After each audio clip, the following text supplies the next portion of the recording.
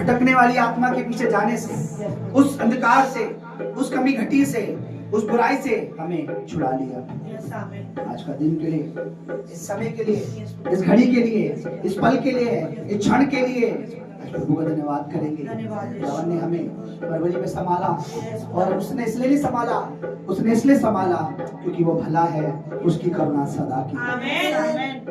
हम भले हैं ये नहीं है, वो भला है। वो अपनी भलाई करना कभी बंद नहीं करता। वो हम पे अपना अनुग्रह का सूर्य उदय करना कभी नहीं भूलता। सच में मैं प्रभु का धन्यवाद करता हूँ, सच में मैं धन्यवाद करता हूँ, सच में मैं तारीफ करता हूँ, सच में मैं थैंक्स करता हूँ, सच में मैं धन्यवाद करता हूँ। क्या मेरे साथ, क्या प्रभु दास जी के साथ, क्या हमारे साथ मिलकर प्रभु का धन्यवाद कर सकते हैं? उसे कहें तूने मुझे कुछ नहीं दिया तो भी तेरा धन्यवाद, पर तूने मुझे सब कुछ दिया है। गुनाहों की माफी दी है, शैतान से छुटकारा दिया है,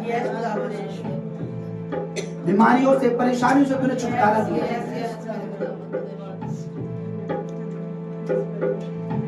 धन्यवाद करें प्रभु, धन्यवाद।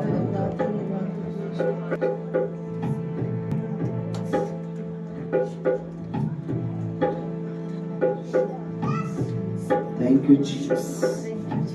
धन्यवाद करते हैं प्यारे पिता परमेश्वर, इस समय के लिए, इस घड़ी के लिए। आगे भी तो हमारी अगुवाई कर, हमारी अगुवाई करे। इस सभा का संचालक, इस सभा को लीड गाइड करने वाला परमेश्वर आप है। आपका भला आत्मा शुरुआत से आखिर तक, आखिरी आमीन तक परमेश्वर हर एक को तू ले आया तेरा धन्यवाद। जो मार्ग में आने में मदद कर, जो नहीं आना चाहते उन्हें समझ देगी कि प्रभु ये अंत के समय है, बड़े खतरनाक समय, न जाने कौन से साल, कौन सी बीमारी, कौन सी बुराई, कौन सा अकाल, कौन सा भूकंप, कौन सा क्या चीज होने वाला है, किसी को कुछ नहीं पता। लेकिन एक बात है, अगर हम तेरे मार्गों पे चल रहे हैं, तेरी बातों को समझकर तेरे मार्गों पे चल रहे हैं, इस पे विश्वास करते हैं, तो तू हमें आने वाली विपत्तियों से बचा लेता है। धन्यवाद, सारा आदर, सारी महिमा आपको देते हैं। सुंदर आराधना में तूने हमारी मदद की, तेरे आत्मा ने मदद की। धन्यवाद, सारी स्तुति, सारा धन्यवाद तुझे। प्रार्थना को, आराधना को, सबको पिता परमेश्वर आपके पवित्र चरणों में चढ़ाते हैं प्रभु यीशु मसीह के नाम में, आमीन। प्रभु धन्यवाद करें, जोर से बोले हालेलुया, हालेलुया। प्लीज बैठ जाइए। मैं आपको कई बार बता चुका हूं कि परमेश्वर की योजना हमारे लिए कैसी है। इनको जरा अलग करो। बार आपको बता चुका हूं कि परमेश्वर की जो योजना हमारे लिए कैसी है। हाँ, और मैं इस पर विश्वास भी करता हूँ, जिसने हमें चुना है उसने हमारे लिए बहुत कुछ रखा है। जिसने हमें चुना है उसने हमारे लिए बहुत कुछ, बस शर्त ये हमारे अंदर क्या होनी चाहिए, बोलो ईमानदारी, वफादारी, खराई, बोलो खराई। वो खराई जो उसने दाऊद में देखी, वो खराई जो उसने अय्यूब में देखी, वो खराई जो उसने नूह में देखी, वो खराई। और खराई का मतलब होता है खरी जो चीज होती है। खोटा और खरे में आपको फर्क पता होगा शायद। खरा वो होता है जिसमें कुछ मिलावट नहीं होती, समझ रहे आप? खराई यानी परमेश्वर के साथ कैसे चलना, सीधे, बोलो सीधे, परमेश्वर के साथ सीधे, एक सीधाई से चलना। परमेश्वर के साथ सीधाई से, सीधाई का मतलब होता है कि परमेश्वर के वचन के विरुद्ध कोई काम नहीं करना, परमेश्वर के अगेंस्ट कोई काम नहीं करना, और लोगों को या परिवारों को, रिश्तेदारों को खुश करने के लिए परमेश्वर को कभी नीचा नहीं करना, परमेश्वर को धोखा नहीं देना। जब हमारे अंदर परमेश्वर खराई देखता है तो संसार की सब भलाई हमारे लिए उत्पन्न हो जाता है। हालेलुया। बस हमारे अंदर क्या होनी चाहिए, खराई। आज लोग खरे नहीं है। आज बहुत सारे प्रभु को मान तो रहे हैं, लेकिन वो उस जगह नहीं पहुंच पा रहे हैं जहां उन्हें होना चाहिए, उस जगह नहीं जा पा रहे हैं जहां वो होना चाहिए, क्योंकि उनके अंदर खराई नहीं है, उनके अंदर मिलावट है। वो भवन में कुछ और होते हैं, वो घर में कुछ और होते हैं, वो घर में कुछ और होते हैं, ऑफिस में कुछ और होते हैं, वो ऑफिस में कुछ और होते हैं, रिश्तेदारी में कुछ और होते हैं, और रिश्तेदारी में कुछ और होते हैं, बाहर कुछ और होते हैं। एक मसीह व्यक्ति केवल संडे चर्च आने वाला नहीं होता, संडे सीखकर बाहर अप्लाई करने वाला होता है। आप संडे आ रहे हैं, अच्छी बात है, लेकिन आप जो संडे सीख रहे हैं वो यही रह जाता है, और फिर उसके बाद आप बाहर वही जीवन जी रहे हैं। अपने घर जाने के बाद सेम वही पति से उल्टा सीधे तरीके से, सेम अपनी पत्नी से, सेम वही से ऑफिस में चल रहा है। कुछ तो बदलाव होना चाहिए, ताकि लोग हमारे चाल चलन से क्या हो जाए, देखकर समझ जाए कि इसमें परिवर्तन है, इसमें इसका धर्म परिवर्तन नहीं हुआ, इसकी लाइफ में क्या है, चेंजेस है, परिवर्तन है। क्योंकि खुदावन ने हमारा धर्म परिवर्तन नहीं, हमारी लाइफ परिवर्तन करने के लिए हमें चुना है। अगर कोई मुझसे पूछे मेरी गवाही क्या है, मेरी गवाही बहुत ही बेकार है, बहुत ही, मैं कह रहा इतनी गंदी गंदी गवाही है कि मैं अपनी बहनों, अपने परिवारों के सामने दे भी नहीं सकता कि मेरे सोच विचार क्या थे, मेरे अंदर क्या था, मेरे जीवन में क्या था, मसीह में आने के बाद वो गंदगी कैसे निकली। दुष्ट आत्माओं ने बहुत पीछा करा मुझे, बहुत कोशिश करी मुझे, पर मैं प्रभु से प्रार्थना करा, प्रभु ये चीज जो तुझे पसंद नहीं है वो मुझे पसंद, जिस चीज से तुझे घिन आती है उस चीज से मुझे भी घिन आनी चाहिए, जो चीज तुझे बुरी लगती है वो मुझे भी बुरी लगनी चाहिए, जो चीज तुझे भाती है वो मुझे भी भानी चाहिए, जो तुझे अच्छा लगता है वो मुझे भी अच्छा लगना चाहिए। हालेलुया, यही कहते हैं। देखिए, अगर हमारा बाप परमेश्वर है तो हम बाप की तरह चलेंगे। इसलिए बाइबल में लिखा है कि एक जगह जब यीशु मसीह बात कर रहे थे कि तुम मुझे क्यों मारना चाहते हो, मैं तो तुम्हें परमेश्वर की बातें बता रहा, अच्छी मार्ग बता रहा हूँ, और तुम मुझ जैसे मनुष्य को जो तुम्हें परमेश्वर का मार्ग बता रहा, तुम मुझे मारना चाहते हो। तो वहां प्रभु यीशु मसीह ने कहा कि तुम गुलाम हो और तुम्हें स्वतंत्रता की जरूरत है। बोलो स्वतंत्रता की, तुम बंधन में हो, तुम्हें आजादी दी। तो उन्होंने बोला हम अब्राहम की संतान है, हम कभी किसी के गुलाम नहीं बने, और हम परमेश्वर की संतान है। तो यीशु मसीह ने कहा अगर परमेश्वर तुम्हारा पिता होता तो तुम मुझसे क्या करते, प्यार करते। अगर परमेश्वर तुम्हारा पिता होता तो तुम मुझसे क्या करते, प्यार करते। अगर परमेश्वर तुम्हारा पिता है तो तुम्हारा अगुआ जो तुम्हें सिखा रहा है तुम उसे फॉलो भी करोगे और तुम अपने अगुए से प्यार भी करोगे। जरा अगुए ने अगर तुम्हें कुछ बोल दिया ऐसा जो वचन में है, उसके बाद अब चर्च छोड़ के चले गए, इसका मतलब परमेश्वर तुम्हारा पिता नहीं है, तुम स्वार्थ की संतान हो। वहां लिखा है प्रभु यीशु मसीह ने कहा कि तुम्हारा पिता परमेश्वर नहीं है, तुम्हारा पिता शैतान है। क्या बोला? तुम्हारा पिता शैतान। अगर मैं तुम्हें ये बता रहा हूं कि रविवार में परमेश्वर की उपस्थिति में बैठना जरूरी है, और ये बातें मैं बोल रहा हूं, उस बात पे मैं तुम्हें डांट रहा हूं कि तुम्हें आना जरूरी है, और उसके बाद तुम अपने आप अंदर बदलाव करने की बजाय आप कलीसिया छोड़ के जा रहे हो, तो इसका मतलब तुम परमेश्वर तुम्हारा पिता नहीं है। क्योंकि संगति के लिए परमेश्वर ने कहा है कि क्या किया करो, संगति किया करो।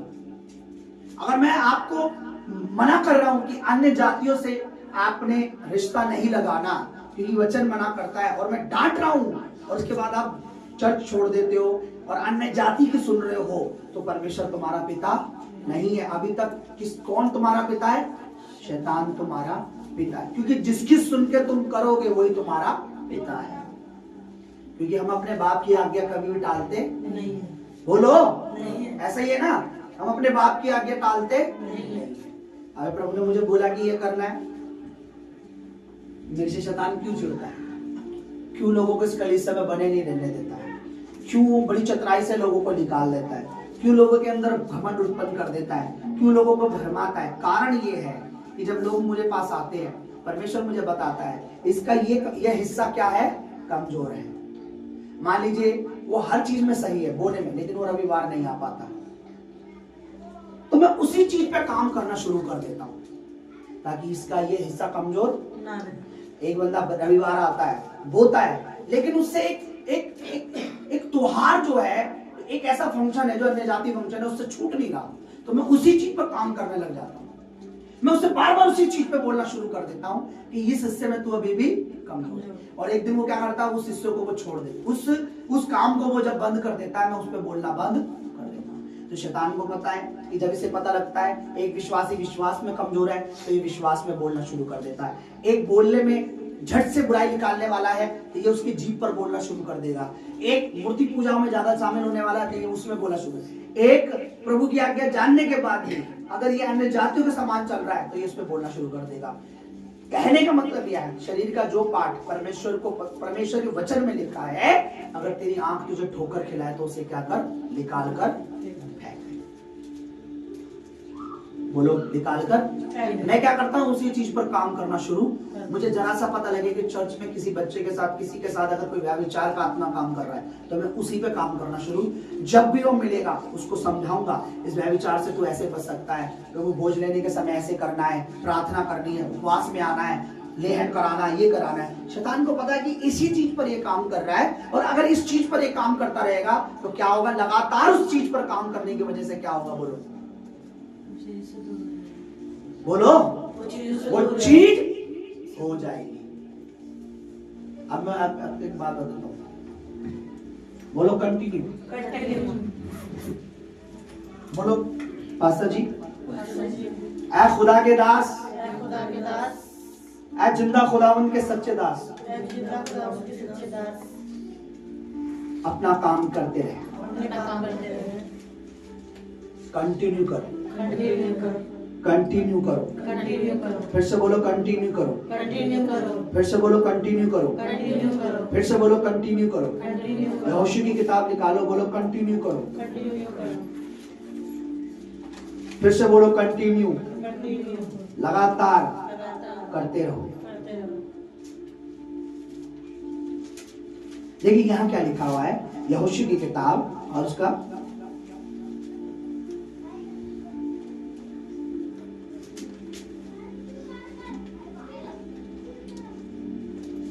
6वां अध्याय जब हम उसे रीड करेंगे तो हमें सारी बातें समझ आ जाएगी, लेकिन हम इस पर पूरा पढ़ेंगे नहीं, लेकिन हम थोड़ा सा ध्यान देंगे। वचन कहता है एक दिन परमेश्वर ने यहोशू अपने दास से बातें की, और पहला नगर जो प्रॉमिस वर्ल्ड में, प्रॉमिस के देश में, प्रॉमिस लैंड में, जो वादा की जमीन पर पहला नगर जब देने वाला था, तो परमेश्वर ने कहा तू पहला नगर जो लेने वाले हो, उस पहले नगर का नाम क्या है बताइए, बोलो यरीहो नगर, बोलो यरीहो जो है, यरीहो जो है उसको देने पे था, पर सुनो वहां एक दीवार थी, बोलो भी दीवार थी। परमेश्वर ने कहा वहां ऐसी दीवार है जो बहुत ऊंची भी है और बहुत चौड़ी भी है। इतिहासकार बताते हैं यरीहो आज भी है, पर वो इतनी चौड़ी दीवार थी, अब तो वो दीवार बिल्कुल नष्ट है, वो दीवार का कुछ भी नहीं बचा, पर सिर्फ नींव है। इतनी चौड़ी के 10 रथ बड़े बड़े एक साथ उस पर निकल, ऐसे लैंड बाई लैंड से अगर 10 रथ खड़े कर दोगे तुम, बड़े बड़े, उस जमाने के रथ कितने बड़े होते थे, आपकी रथ वाली घोड़ा गाड़ी वाली बात नहीं कर रहा हूँ, उस समय के रथ जिनके टायर ही इतने बड़े, आपने देखा होगा पहले के जमाने के रथ कितने बड़े। अगर पुराने कोई म्यूजियम में जाओगे तो पुराने रथों के टायर या पुराना रथ दिखाएंगे, राजाओं के कितने बड़े बड़े होते थे, क्योंकि उस समय के राजा ही कम से कम 9-9, 8-8, 60 फुट के राजा, उनकी तलवारें आज भी मिलती है कितनी बड़ी बड़ी, हमें लगता है इतनी बड़ी तो तलवार है, राजा कितना बड़ा होगा, लंबे चौड़े कटकाठी वाले होते थे राजा, क्योंकि खान पीन का जो था अच्छा था। तो 10 रथ अगर तुम उस दीवार पे एक साथ निकाल दोगे तो भी दीवार छोटी नहीं रहेगी। सोचिए कितनी चौड़ी होगी। पर अब मैं आपको एक बात बताता हूं, प्रॉब्लम उसकी चौड़ाई नहीं थी, वो कितनी भी चौड़ी थी प्रॉब्लम ये नहीं थी, वो कितनी ऊंची थी ये भी प्रॉब्लम नहीं थी। ध्यान से सुनना बहन, ध्यान से सुनना चर्च, वो कितनी चौड़ी थी प्रॉब्लम ये नहीं थी, वो कितनी ऊंची थी प्रॉब्लम ये नहीं थी, वो कितनी मजबूत थी प्रॉब्लम ये भी नहीं थी। परमेश्वर ने कहा तुमने उसे तोड़ना नहीं है, तुमने उस पर हथौड़ी नहीं मारनी है, भाला नहीं मारना, तलवार नहीं मारनी है, बम नहीं मारना, गोली नहीं मारना, जो उस समय जो भी वेपन रहे होंगे, पर तुमने एक काम करना है, तुमने 7 दिन तक रोज क्या करना है, इसके गेड़े काटने हैं, चक्कर लगाने हैं और आराधना करनी है, मेरी स्तुति करनी है, मेरी महिमा करनी है, और 7वें दिन 7 बार चक्कर लगाना है, तो ये दीवार क्या हो जाएगी, जड़ से पूरी गिर जाएगी। ध्यान से सुनना, दीवार कितनी ऊंची है प्रॉब्लम ये नहीं थी, फिर से बोलो, दीवार ऊंची है प्रॉब्लम ये नहीं थी। दीवार कितनी चौड़ी थी ये प्रॉब्लम नहीं थी। दीवार कितनी चौड़ी है ये प्रॉब्लम नहीं थी।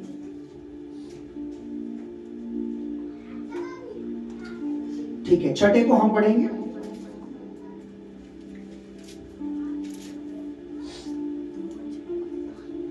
और उसका यहोवा की सब फाटक इजरायलियों के डर 6 का 1 पढ़ रहा हूं। मारे लगातार बंद रहे, कोई बाहर आने जाने नहीं पाया।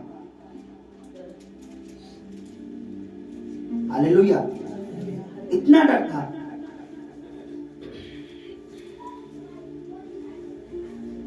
बोला हालेलुया। हालेलुया।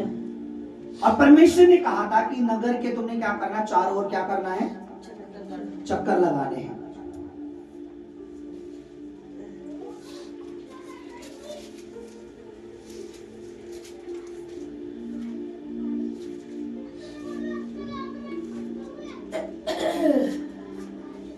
पांचवें अध्याय में जब यरदन पश्चिम की ओर रहने वाले एमोरियों के सब राजाओं, समुद्र के पास रहने वाले कनानियों के सब राजाओं ने ये सुना कि यहोवा ने इजराइलियों पर होने वाले उनके सामने यरदन जल को हटाकर सुखा दिया है। जब आप इसे पूरा पढ़ोगे,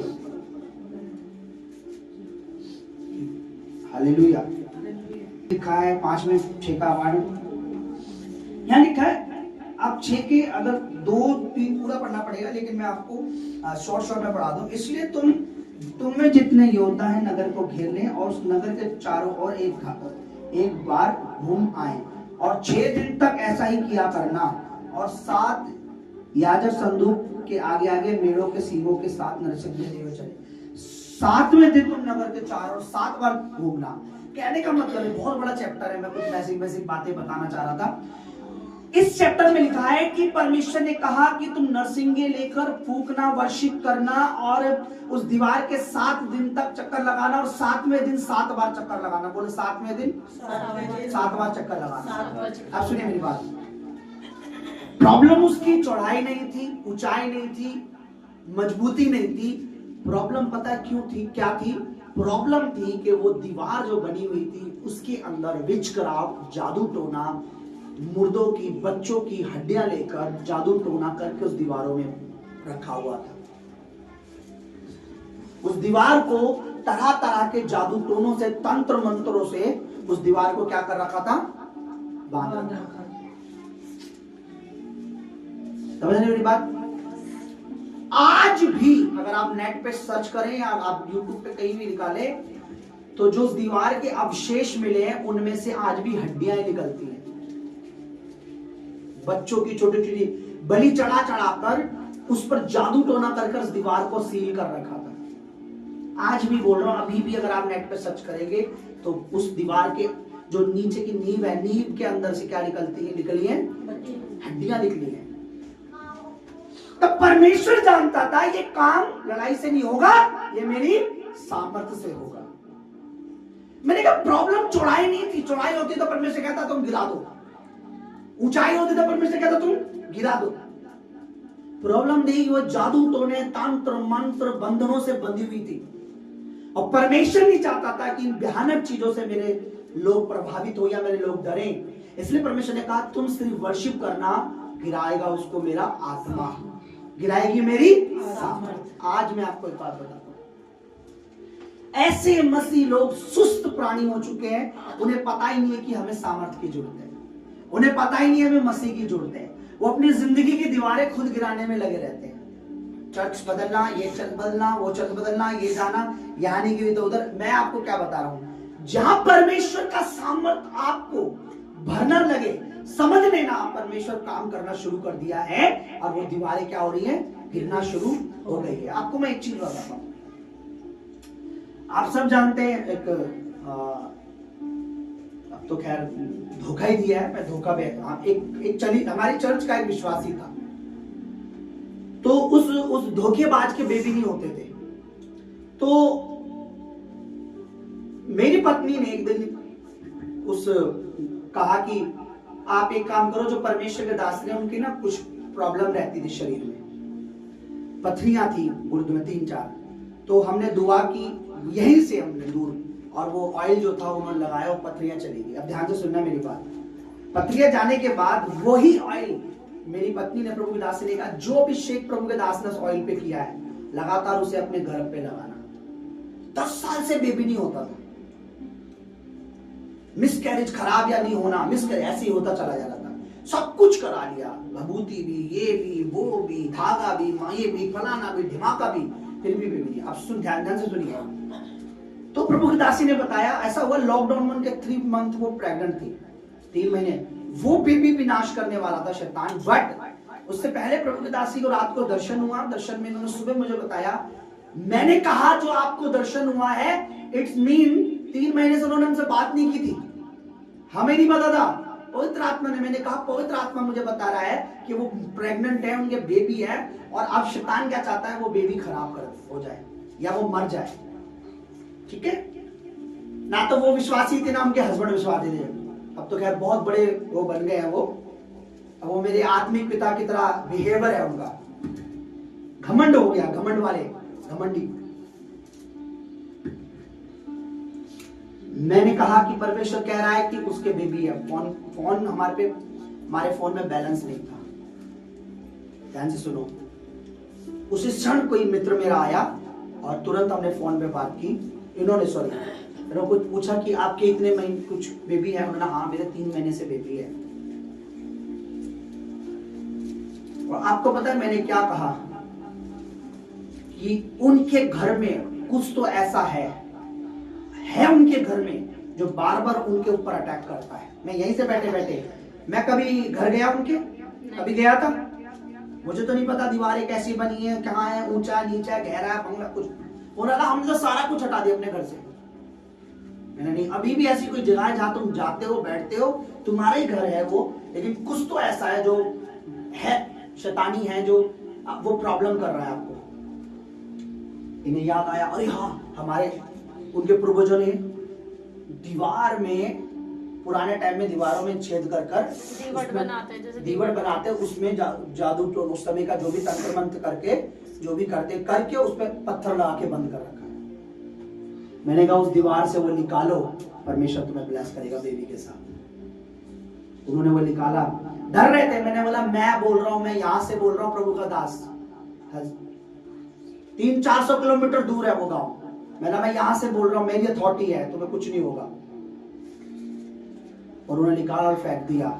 9 महीने बाद प्रभु ने बेबी ब्लेसिंग दी उन्हें, हालेलुया। बेटी के साथ उन्हें बोलो उस दीवार में क्या है मुझे कैसे पता लगा? बोलो, तो कभी गया नहीं, बिकॉज परमेश्वर को पता था कि ये लोग की दीवार में क्या है। जब ये बनी ही थी तब इन्होंने क्या कर रखा है इसके अंदर, यहोशू को पता, इजरायलियों को पता, लेकिन परमेश्वर के दास जो पवित्र आत्मा से फील था, जिससे यहोवा ने चुना था, जो अनॉइंटेड था, अभिषेकित था, जिस पर मूसा ने अपने दोनों हाथ रखे थे, और जो मूसा पे पवित्र आत्मा था वो उस पर ट्रांसफर हो चुका था। क्योंकि परमेश्वर ने कहा था, जब आप पढ़ेंगे कि जो पवित्र आत्मा तुझ पर है, जो अभिषेक तुझ पर है, जो अनॉइंटिंग तुझ पर है, अब तू यहोशू पर अपने हाथ रख, ताकि वो आगे से मेरा काम कौन करेगा, वो करेगा, क्योंकि तू आगे नहीं जा पाएगा, तू इसी पहाड़ पे तेरी मौत। और ऐसा ही हुआ, यहोशू पर ने हाथ रखा, वो होदा का रूस पर आया, पवित्र आत्मा उस पर आया, अभिषेक से परिपूर्ण हो गया, सामर्थ से परिपूर्ण हो गया। मूसा वहां मर गया, उसे दफना दिया गया। यहोशू उस नगर में गया।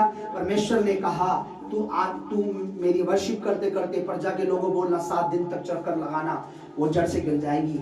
आपको पता है उन लोगों को पता भी नहीं होगा कि उसके अंदर क्या कर रखा है, जादू टोना कर रखा है। क्या कर रखा है, जादू टोना कर रखा है, उन्हें पता भी नहीं। इस संसार की मोस्टली ज्यादातर बीमारियां, प्रॉब्लम क्या का कारण शैतान है, दुष्ट आत्माएं हैं, और क्या है, विचक्राफ्ट, क्या है, शैतानी का जादू टोने। इसलिए पुराने नियम में व्यवस्था में लिखा है कि तुम जादू टोने ना तो करना, ना तो उसमें शामिल होना।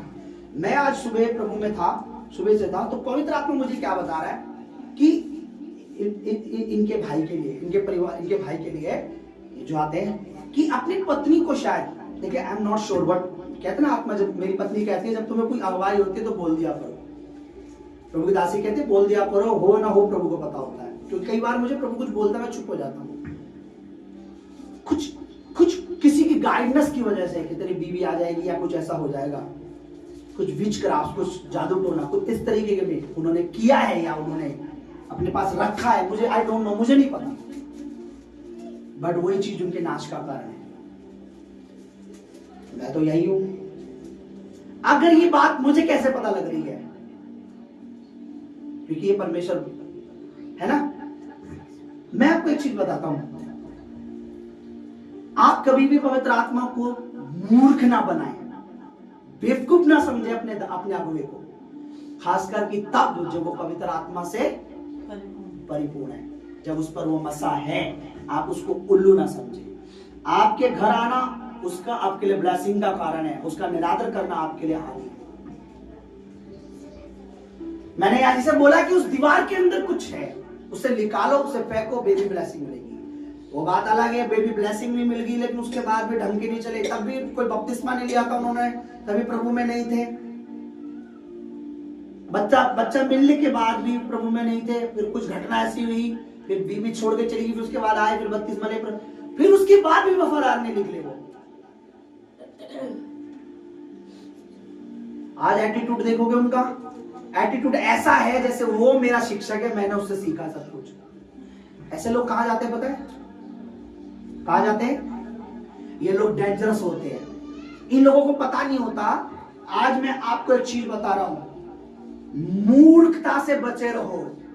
कभी मत बोलो कि मुझे अपने आत्मिक पिता की जरूरत नहीं है, कभी मत बोलो कि मुझे अपने आत्मिक अगुवे की जरूरत नहीं है, क्योंकि जो मसा है वो ऐसे काम करता है जिस तरीके से ब्लड एक में से दूसरे में ट्रांसफर होता है ना, आपने देखा ना ब्लड कैसे काम करता है। जब जो जीन्स, जो ब्लड, जो कहते हैं ना, जो पिता के अंदर होते हैं, वो किसमें पाए जाते हैं?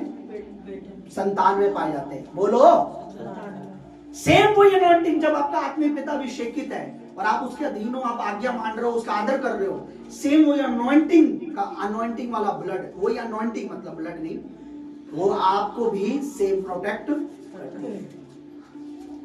बोला हालेलुया, हालेलुया।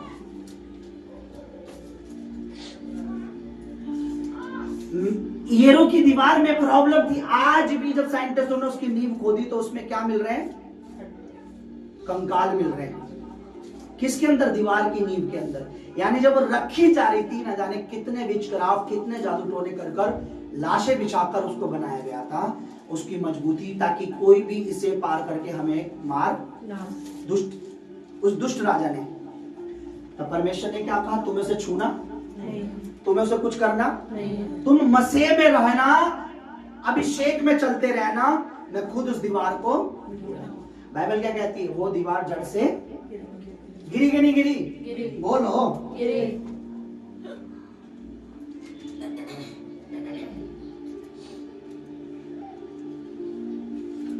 देखिए क्या लिखा हुआ, पढ़िए 6:20 पढ़िए, क्या लिखा है?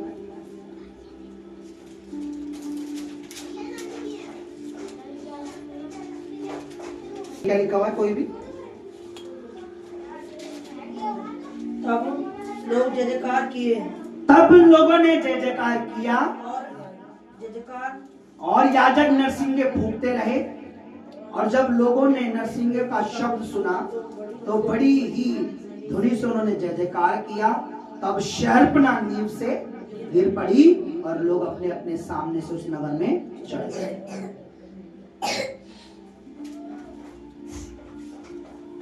लोगों ने क्या किया? बोलो, सिर्फ प्रभु की महिमा, आराधना की। इसीलिए एक प्रॉब्लम पता क्या है, आपको पता नहीं है, एक डार्कनेस है, एक अंधकार है जो काम कर रहा है इस दुनिया में। जब तक लाइट रहती है हमें अंधेरा दिखता। अगर मैं अभी इस भवन की लाइटें बंद करा दूंगा, क्या होगा? इन्हीं आंखों से हमें क्या दिखेगा? अभी नहीं दिख रहा है वो। सेम यही चीज है कि जब आप परमेश्वर में आते हो, आपको पता नहीं है पर अंधेरा काम करता है। जादू टोने, विचक्राफ्ट, ये सारी चीजें हैं जो इंसान को बर्बाद करती है। और जब आप उस मसीह का आदर करते हो, पवित्र आत्मा का आदर करते हो, परमेश्वर के साथ चलते हो। आपको मैं एक बात बताता हूं, मेरी वाइफ ने एक दर्शन देखा कि एसी चर्च की एक बहन है, बट मैं नाम नहीं लूंगा, वो एक बच्चे को दफना रही है। और मैंने बोला ये बहुत खतरनाक चीज देखी है तुमने। अपने घर के पीछे, और उन दोनों के उन बेटी को और मां को कोई गंदे पात्र में, इसमें गंदगी जर जाती है, उन्हें कोई पिला रहा है। मैंने बोला ये तुमने बड़ी भयानक चीज देखी है। कोई शैतान की दुष्ट आत्मा उन्हें उन गंदगी में खींच रही है, उन कुकर्म में खींच रही है जो उनके लिए सही नहीं है। सीधा जब मेरी वाइफ ने वो दर्शन बताया, क्योंकि मेरी वाइफ का गिफ्ट है ये, जब कोई भी बात किसी के परिवार के लिए होती है तो वो दर्शनों के द्वारा प्रभु जब वो बताती है, मैं बता देता हूं, ये स्पष्ट दिखा रहा परमेश्वर तुम्हें कि किसी को गंदगी पिलाई जा रही है और उसकी वजह से वो आत्मा नाश हो रही है। उन्होंने देखा कोई गंदगी गंदे पात्र में पिला रहा है, और वो क्या कर रहा, बच्चा, उन क्या क्या क्या देखा था अपने बच्चे को दफना रहा है, एक बच्चे को उनके घर के पीछे दफना। कहने का मतलब क्या है, दोनों ही भयानक दुष्ट आत्मा देखी उन्होंने। एक क्या कर रही है, उन्हें गंदगी पिला रही है, एक क्या कर रही है, उनको नाश कर रही है।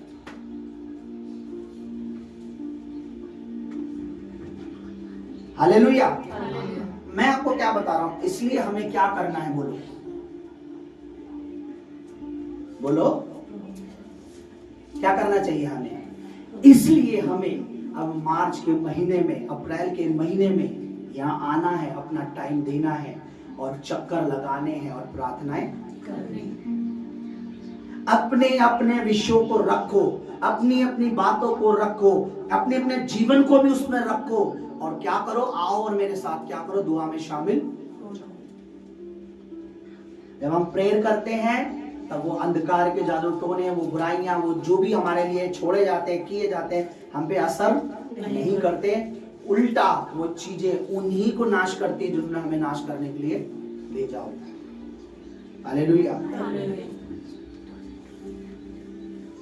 इसलिए क्या जरूरी है, बोलो।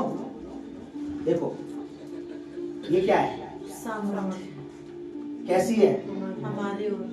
ये क्या है, सामर्थ्य किसकी ओर है, हमारी ओर। कौन, विश्वास कैसी है, महान, उसकी शक्ति के प्रभाव में। ये काम पता है कब करती है, ये सामर्थ काम कब करती है, जो विश्वास करते हैं। क्या काम करती है, महान। मुझे परमेश्वर ने सपन दिखाया, दर्शन में मुझे नाम मुझे दिया, क्या दिया, ग्रेट, क्या दिया, उसके बाद उसने मुझे क्या किया, और उसके बाद क्या खुला,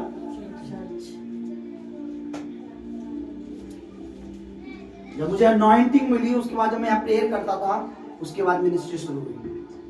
ऐसा नहीं है पहले मैंने चर्च स्टार्ट कर दिया, फिर मेरे को अनॉइंटिंग मिली, फिर मैं ग्रेट हो गया। परमेश्वर ने पहले ही ग्रेट दे दिया, बस तुझे क्या करना है, इस अनॉइंटिंग में बने, चर्च तो अपने आप ही क्या हो जाएगा, महान। बोलो, अब्राहम को परमेश्वर ने पहले महान बनाया था, पहले बताया कि तू महान बनाऊंगा। बोलो, ये पहले बना दिया था, चल पहले तुझे महान बनाऊंगा, बाद में बताऊंगा। देखा, पहले परमेश्वर ने बात की कि मैं तेरे नाम को क्या करूंगा, और तुझे क्या करना पड़ेगा, मेरे पीछे अपने कुटुंब, अपने रिश्तेदारों को छोड़कर जो देश में दिखाऊंगा वहां तुझे, यानी कि यात्रा करनी पड़ेगी मेरे साथ। और जब तू इस यात्रा को कर लेगा, मैं तेरे नाम को क्या करूंगा, और तुझे बेटा भी दूंगा। प्रभु ने मुझे क्या बोला कि महान बनेगा, अनॉइंटिंग में रहना, चर्च का काम करते रहे, कलीसिया का काम करते रहे। इसलिए मैं बता रहा हूँ, प्रॉब्लम ये नहीं दीवार कितनी बड़ी है, प्रॉब्लम ये भी नहीं है कितने सालों से बेबी नहीं है, प्रॉब्लम ये भी नहीं कि हम रेंट में रह रहे हैं, प्रॉब्लम ये भी नहीं है कि लोग कितने कम हैं, प्रॉब्लम ये भी नहीं कि लोग आ रहे हैं जा रहे हैं, मैं ध्यान ही नहीं देता। प्रॉब्लम पता है क्या है, हम प्रेयर में रहें और एक मन रहें, आदर करें परमेश्वर का। परमेश्वर कभी भी कुछ भी महान कर सकता है। हो सकता है हमारा छठा चक्कर आज पूरा हो रहा और सातवां चक्कर लगाने में परमेश्वर बड़ी बड़ी दीवारें गिरा दे, पर हमें पहले निर्णय लेना नहीं है, सब कुछ किसके हाथ में छोड़ देना है, परमेश्वर के सामने। जो धीरज से चलते हैं वो बड़ी आशीषें पाते हैं, गरम गरम खाते हैं वो मुंह जलाते हैं। बोलो हालेलुया, हालेलुया। इसलिए क्या करना, धीरज से चलना, सेवा में रहना। जो भी सेवा तुम्हें कलीसिया में मिल रही है, ईमानदारी से करो, सच्चाई से करो, सीधाई से करो। 1 साल कुछ नहीं हो रहा, 2 साल कुछ नहीं हो रहा, 3 साल कुछ नहीं हो रहा, 4 साल तुम्हें लगे रहे, 4 साल हो गए, पर परमेश्वर उन 4 सालों की भरपाई, पूरी 4 सालों की भरपाई मात्र पल भर में कर सकता है। बोलो हालेलुया। हालेलुया। उनको पता नहीं था जादू टोना क्या हो रहा है। मैंने कहा इस संडे मिस मत करना, प्रभु ने मुझे बहुत ही बड़ी बात बताने के लिए कहा है लोगों को। प्रभु बोझ तो है ही, तो खैर महान चीज है हमारे लिए, पर एक महान में एक ग्रेट एक ऐसा मैसेज दिया जिसमें बहुत भेद है। हालेलुया। अब जिनकी नींव कमजोर है, इनका कहते हैं ना कमजोर है, वो तो संडे नहीं आ पाएंगे, लेकिन जो लड़ सकते हैं शैतान से, जो लड़ सकते हैं कि नहीं आना है, वो बैठे होंगे यहाँ। क्योंकि मेरा मानना है शैतान बड़ा नहीं है, वो उनके सामने बड़ा है जो उसको बड़ा बना देते हैं। समझते नहीं, बड़ा बना देते हैं। जो उसको नीचे देखते हैं, परमेश्वर को बड़ा रखते हैं, उनका ज्यादा दिन उनके सामने काम कर। बोला हालेलुया। तो करना क्या है, हमें सिर्फ किसके पीछे चक्कर काटने हैं? परमेश्वर के। चीजें खुद ब खुद गिरेंगी और खुद ब खुद बनेंगी भी। वो चीजें जो हमारे विरुद्ध में खुद गिर जाएंगी, जो चीजें हमारे से नहीं बन रही है, परमेश्वर उन्हें खड़ा बनाएगा। और चक्कर किसके काटने हैं? परमेश्वर की। बातें सुनकर परमेश्वर के पीछे चलना है। तो मैंने कहा प्रॉब्लम ये नहीं कितना बड़ा वो दीवार, प्रॉब्लम ये भी नहीं कितनी ऊंची है, प्रॉब्लम ये भी नहीं कितने सालों से नहीं हुआ, प्रॉब्लम ये भी नहीं है कितने सालों से नहीं होगा। प्रॉब्लम ये है कि हम विश्वास में चलते रहे, परमेश्वर के पीछे चलते रहे और ये कहे परमेश्वर तू सब कुछ कर सकता है। मुझे बताइए कितने लोगों को सामर्थ की जरूरत है? सामर्थ घर बैठे मिलती है क्या? किसी घर में कभी कोई ऐसा आता है डिलीवरी करने, कभी कोई कोरियर आया है कि आज हम तुम्हारे लिए हम सामर्थ लाए, कभी किसी के पास मैसेज आया? सामर्थ कहाँ मिलती है बताइए? परमेश्वर की उपस्थिति। जहां परमेश्वर है, भवन नहीं, जहां परमेश्वर। मेरे संग अगर परमेश्वर नहीं है, कोई बेनिफिट नहीं। मैं आपको कह रहा हूं, आप तो बिगर बात में मुझे पालने के लिए हो गए, पर मेरे को पता है मेरे जीवन में क्या है, मुझे पता है मसा क्या है, मुझे पता है अनॉइंटिंग क्या है। लोगों के घर में बैठकर मुझे पता लगता है कि यहाँ शैतान रहता है या नहीं रहता, मुझे पता लगता है कि यहाँ दुष्ट आत्मा घूमती है कि नहीं घूमती है। और दुष्ट को पता है ज्यादातर इसका यहाँ बैठना ठीक हमारी सेहत के लिए ठीक नहीं है। मैंने क्या बोला कि मैं उसी चीज पर काम करना शुरू कर देता हूं। मुझे जैसी पता लगता है, आवाज होता है, मैं तुरंत हिंट देता हूं ये करो, या ये निकाल दो, या इसे ये कर दो। किसी भी तरीके से शैतान के चारों ओर इतना भी मोरा मत, इतना भी वो क्या कहेंगे, छेद कहें क्या तुमसे, हॉल नहीं, हॉल तो बड़ा हो जाएगा, छोटा सुराग, इतना भी नहीं छोड़ता मैं, इतना भी रहने नहीं देता मैं कहता हूं ये कर दो, अब चारों तरफ से क्या कर दो। और क्या होता है पता है, कुछ लोगों को लगता है नहीं, बीबी हमारी रोटियां ठंडी हो जाती हैं, दबाव में नहीं रह सकते, मसा इतना भारी है, आपको भार उठाना सीखना पड़ेगा। अभिषेक हल्का नहीं होता, अभिषेक भारी है। जो आपको घुटन, जो दबाव, जिसे दबाव कहते हो ना, हम उसे आनंद कहते हैं। धन्यवाद कि प्रभु ने हमें अपने अभिषेक में। बोलो हालेलुया। समझ रहे मेरी बात? एक भीड़ को चीरते हुए उस मसे को लेने में औरत को कितनी प्रॉब्लम हुई होगी, जो 12 साल से ऑलरेडी बीमार है। 12 साल कोई व्यक्ति बीमार है, उसमें कितनी जान होगी बताइए? 12 साल अगर कोई औरत बीमार हो, उसमें कितनी जान होगी? बोलो, ना के बराबर। यीशु मसीह के पास कितनी भीड़ होती थी, लोग दबाते थे, गिरते थे। ऐसी भीड़ को चीरते हुए बड़ी ताकत लगती है आगे बढ़ने, सिर्फ क्या पाने के लिए? वो अनॉइंटिंग। बस वो अनॉइंटिंग को छूकर क्या हो जाऊंगी मैं? तो या तो क्या होता, ताकत मत लगाओ, मैं तो जबरदस्त आ जाओ अनॉइंटिंग आना। देखो मैं भी चाहता हूँ आप अनॉइंटिंग में भी रहो, क्योंकि मेरा भी बेनिफिट है उसमें। क्योंकि आप में से जितने प्रभु के राज्य में जाएंगे वो सारे मेरे खाते में लिख दिए जाएंगे। आप अनॉइंटिंग में रहोगे, मैं तो चाहता ही हूँ कि हम ऐसे मीटिंग करेंगे, मैं आपको अनॉइंट। पर आप पता क्या होता है, अनॉइंट कर दिया, उसके बाद फिर पवित्र आत्मा के अगेंस्ट चलना, बुराइयां करनी, चुगली करनी, ये करना। देखा पास्टर को क्या पता, पास्टर को क्या मालूम काम क्या होता है। उनको पता है पैसे कैसे आते हैं, मनी भाई कैसे कमाना पड़ता है उनको, बस उनका तो अनाउंसमेंट मीटिंग करेंगे। मुझे सब कुछ पता है। मैं पास्टर बनने से पहले, अगुआ बनने से पहले मैं भी काम करता था। बोलो हालेलुया। हालेलुया। आपको सिधाई से खराई से चलना है, वो अनॉइंटिंग आपको मिलेगी। वचन में लिखा है जो प्रभु के अभिषेक के नीचे रहेंगे, मसीह के नीचे रहेंगे, प्रभु के वचन में लिखा है उन पे कोई जादू टोना काम नहीं करेगा।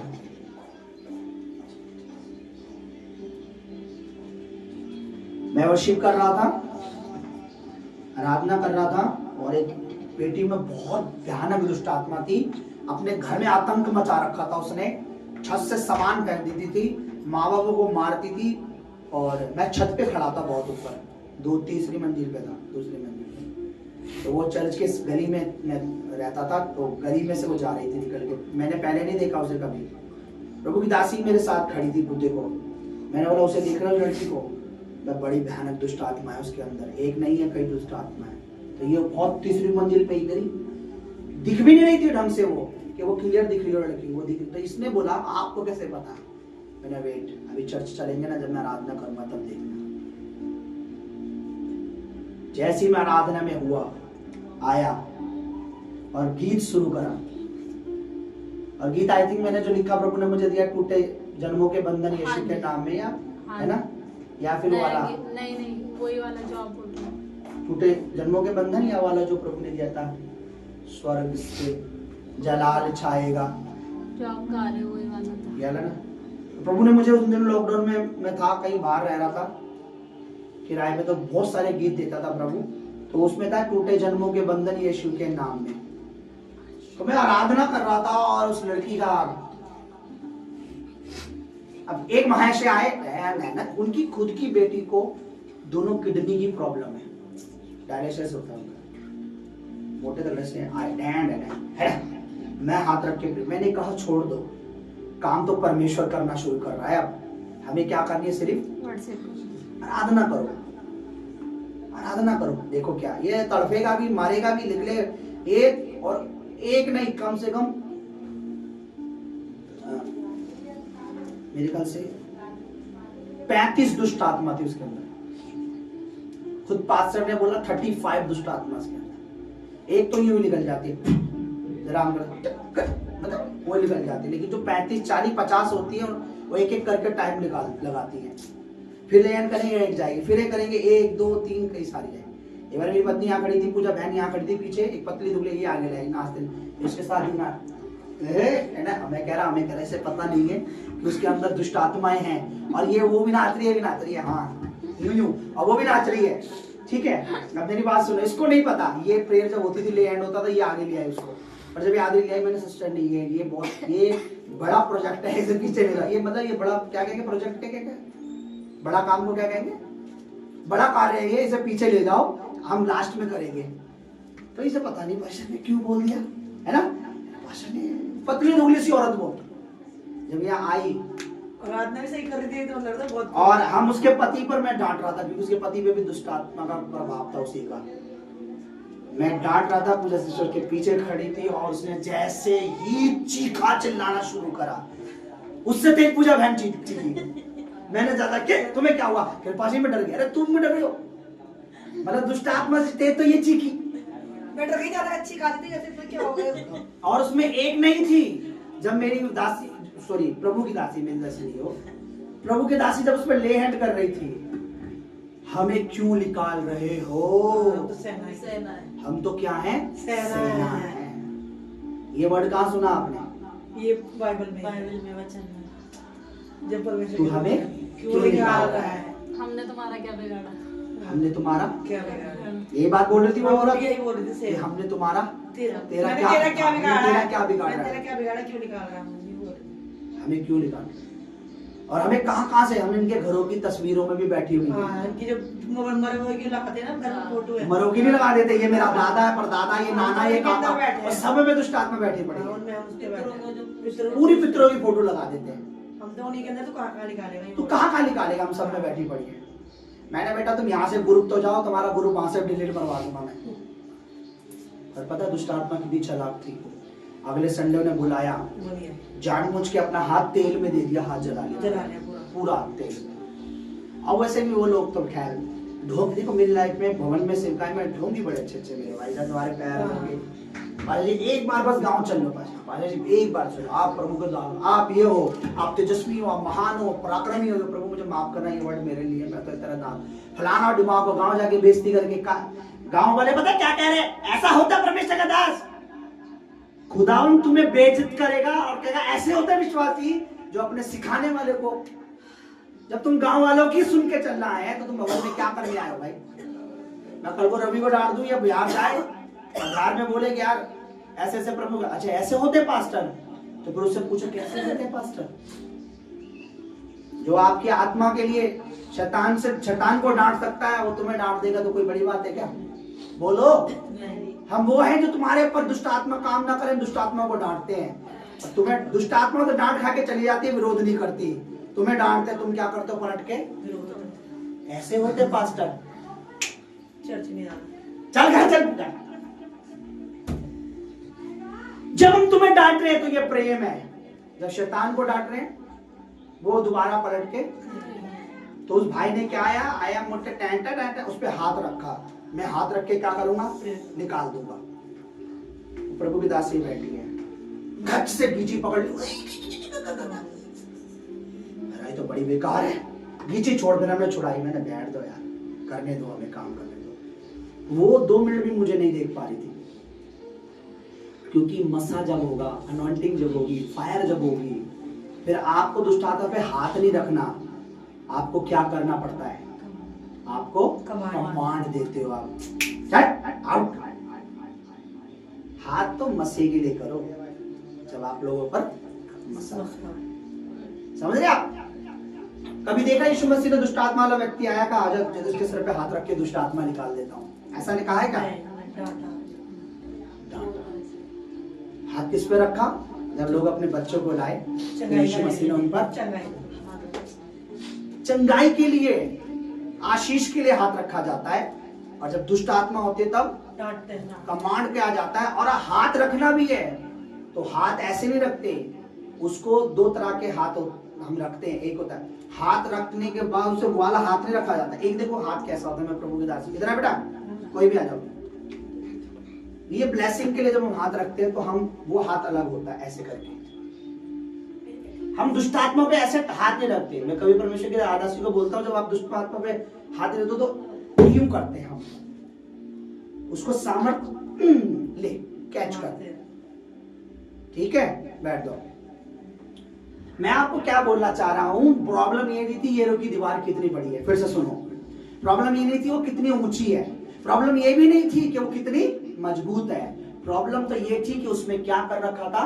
जादू टोना विचक्राफ्ट, छोटे छोटे बच्चों की बलि चढ़ाकर। आज जब साइंटिस्टों से उसकी नींव निकाली है तो उसकी नींव में आज भी हड्डियां, बच्चों की हड्डियां, बोन निकलते हैं। तो परमेश्वर क्या चाहता था कि मेरे लोग जादू टोने से प्रभावित, या जादू टोना मैं ही इनके लिए काम करूंगा, उनको पीछे रख के प्रभु ने अपनी सामर्थ्य से किया। आपको और मुझको परमेश्वर चाहता है हम उसकी सामर्थ्य पर विश्वास करें, काम उसकी सामर्थ्य करेगी, हम नहीं। बोलो, ना तो बल से ना शक्ति से, पर उसकी आत्मा के द्वारा। समझ गए? कितने लोग समझ गए? बहुत लंबा हो जाएगा नहीं तो ये कैसे काम करना है? सामर्थ्य में भरना है हमने, मसे में भरना है हमने। अनॉइंटिंग ऑयल आप देखो कितना कम मीटिंग, जब मैं वहां हॉल में होता था ना, तेल से नहला देता था, मैं लोगों को नहला देता था वहां पर। मैं उठे ले जाता तो कोई तो आंख में भर जाता, किसी को दिखता ही नहीं था मैं, पर मैं मसा करता था। पर मैंने देखा लोगों ने मसे का निरादर किया, मसा का निरादर किया, बहुत गलत बात बोली पवित्र आत्मा के लिए, बहुत सारी बोली। रिश्तेदारों को मसा किया, उन्होंने गलत बातें बोली, बाहर वालों को मसा किया, उन्होंने गलत बातें बोली, दुष्ट आत्माएं निकाली उन्होंने। तो मेरा मन धीरे धीरे धीरे, ऐसा नहीं है मसा अब नहीं करने का मन करता, पर मेरे को डर लगने लग गया है कि आज मैं मसा करूंगा, थोड़े दिनों बाद चल, थोड़ी देर बाद में ये बच्चा ना बोले चल पूछा।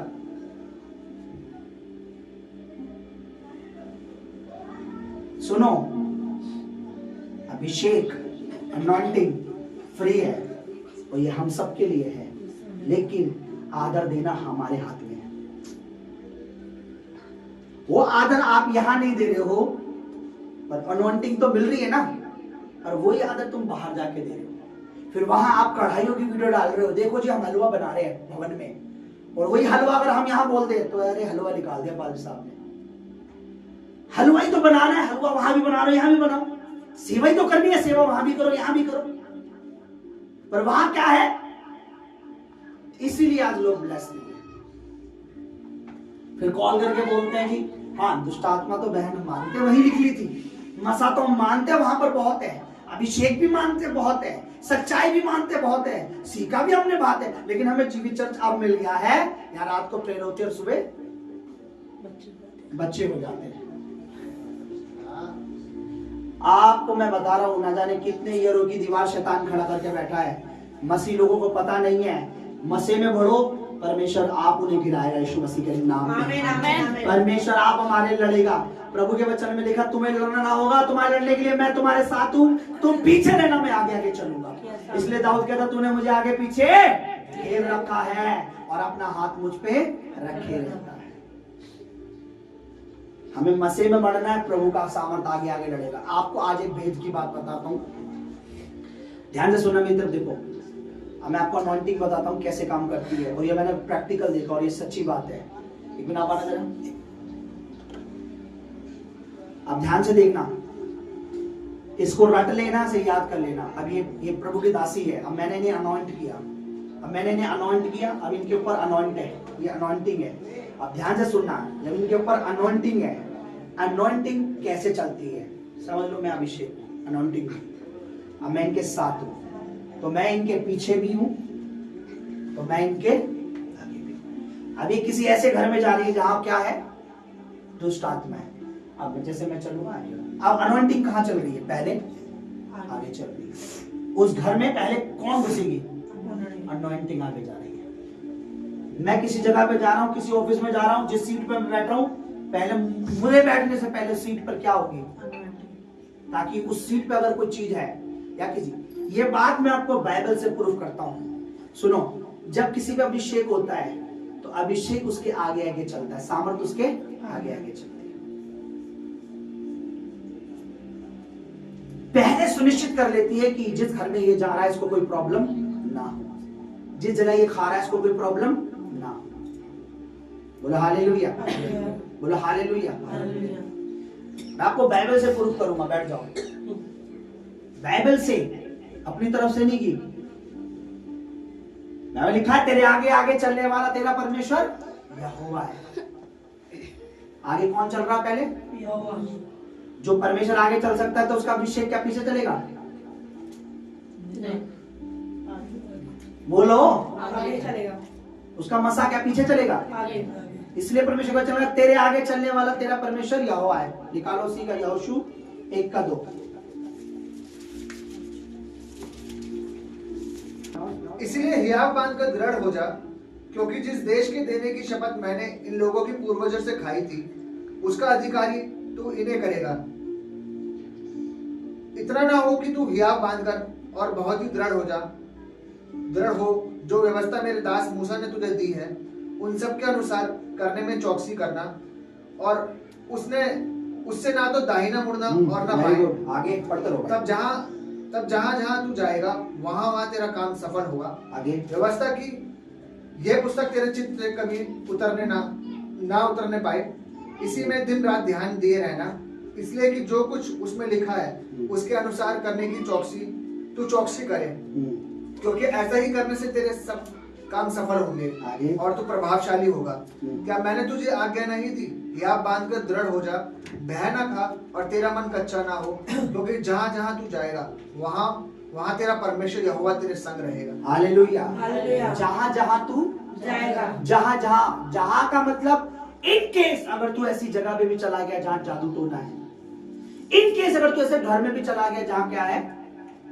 जहां पिशाचों की पूजा की जाती है, तो वहां पहले कौन होगा तेरे साथ, परमेश्वर। उसका अभिषेक, उसकी अनॉइंटिंग। निकालिए व्यवस्था विवरण 31 अध्याय।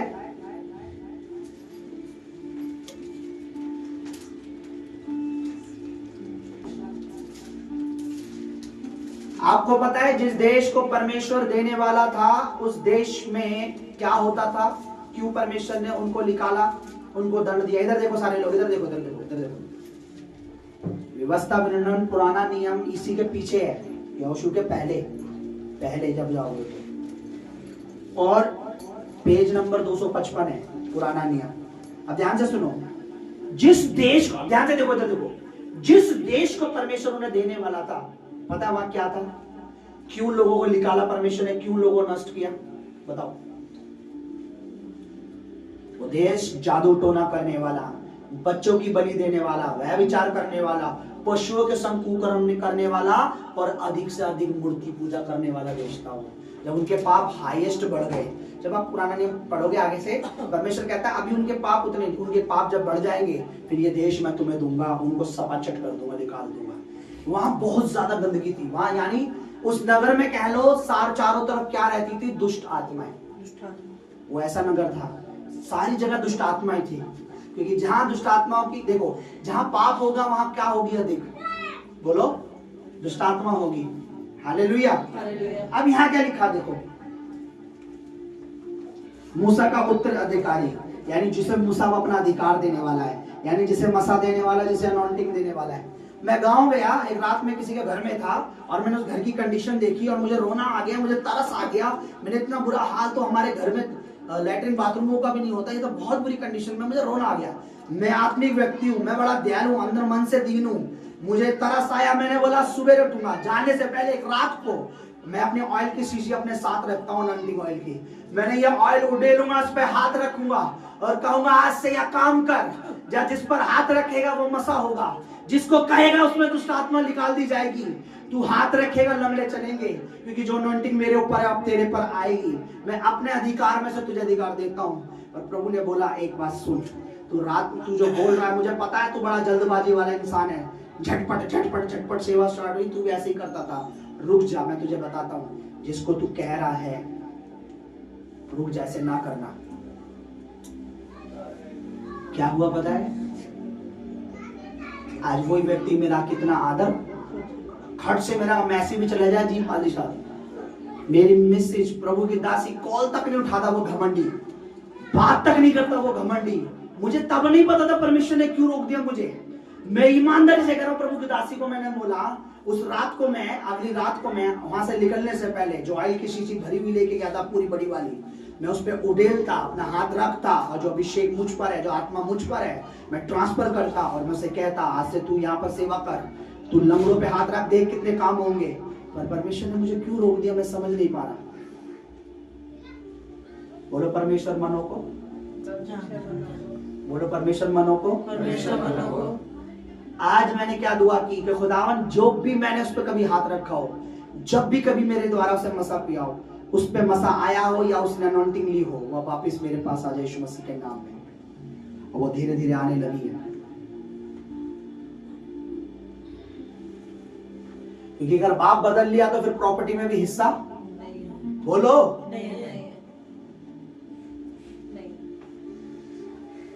जिस खुदा के दास ने मुझे अनॉइंट किया, जिसके द्वारा मेरे मसा आया, 56 कंट्रियों में लोग जानते हैं उन्हें, 56 कंट्रियों में सेवा कर चुके हैं, mostly cancer, AIDS, baby blessing. मैं कल भी उनकी वीडियो देख रहा था, अब तो प्रभु में सो चुके हैं, लेकिन आपको मैं बताऊं उनके ऊपर जो भारी अभिषेक था, मैं आपको क्या बताऊं। बोलो हालेलुया। अब ध्यान से सुनो, 31 पढ़ो क्या लिखा है। मूसा ने, पढ़ो भाई पढ़ो। मूसा ने जाकर ये बातें सब इजराइलियों को कह सुनाई और उसने उनसे यह भी कहा, आज मैं 120 वर्ष का हूँ। अब मैं 120 वर्ष का हूँ, हाँ। और अब मैं चल फिर नहीं सकता, हाँ। क्योंकि यहोवा ने मुझसे कहा है कि तू इस यरदन पार नहीं जाने पाएगा। ओके। तेरे आगे पार जाने वाला तेरा परमेश्वर यहोवा ही है। उस नगर में सबसे पहले कौन जाएगा? कौन से नगर में? वो जो अंधकार में था। जब आप पे अनॉइंटिंग आती है, जब आप पे मसा आता है, आपसे पहले किसी जगह पर कहीं पर पहले अभिषेक पहुंचता, अनॉइंटिंग आगे चलती है।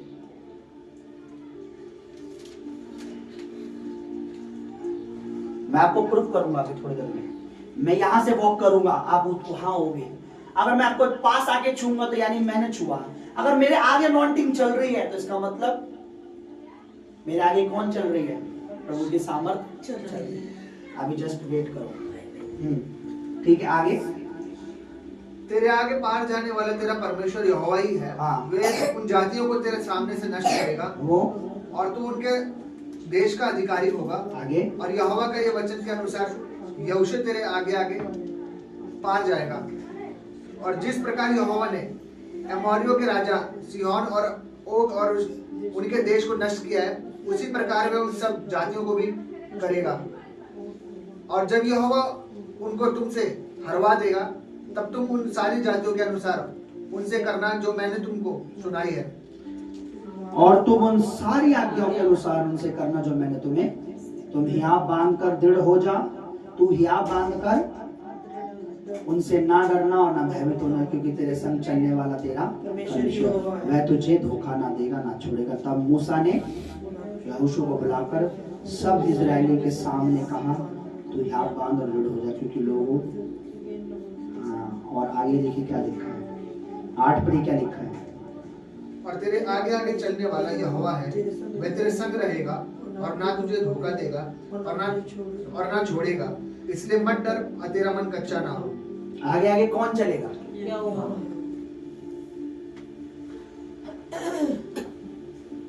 तेरे आगे आगे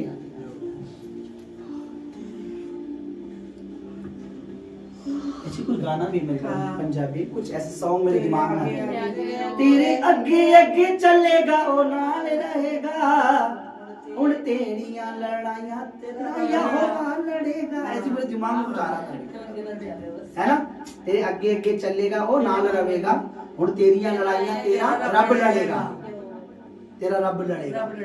यानी परमेश्वर आगे इसलिए चलता है, अनोइंटिंग अभिषेक में हम जब भीगे होते हैं वो आगे, जब आप उसी अनोइंटिंग का निरादर करते हो, जब उसी अभिषेक का निरादर करते हो, जब मैं अनोइंटिंग अभिषेक करता हूं तो आपको पता मैं क्या कह रहा होता हूं? मैं पवित्र आत्मा के आदर की बात कर रहा होता हूं, क्योंकि आपको पता ही अनोइंटिंग अभिषेक किसके द्वारा है?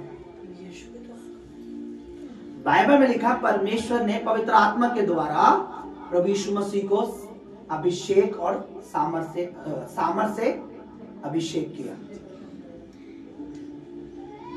पवित्र आत्मा और सामर्थ से क्या किया? अभिषेक। परमेश्वर ने पवित्र आत्मा से क्या किया? सामर्थ से अभिषेक किया।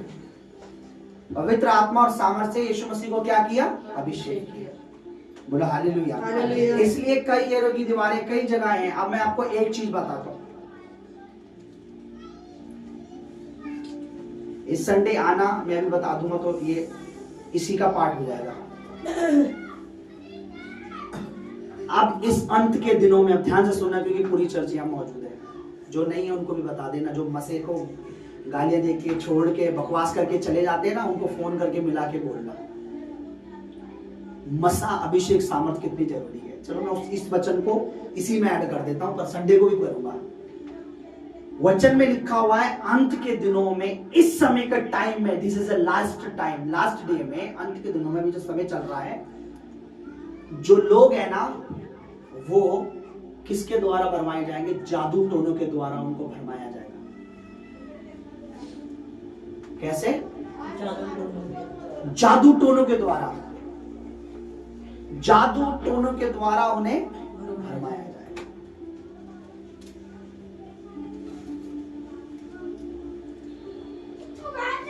यानी अब क्या बढ़ जाएगा? शैतान क्या बढ़ाएगा? देखो छोटी छोटी बातों के लिए क्या सलाह दी जाती है। अच्छा तेरा बच्चा पढ़ाई में वीक है, एक बाबा बैठे झाड़ा लगवा ले। अच्छा तेरा जुकाम का बंद नहीं हो रहा तो ये कर ले। तेरा भविष्य नहीं बनना, ये कर ले। तो ये अंगूठी पहन ले, तो ये माला कर ले, तो वो कर ले। मोस्टली आप देख रहे हो क्या चल रहा है।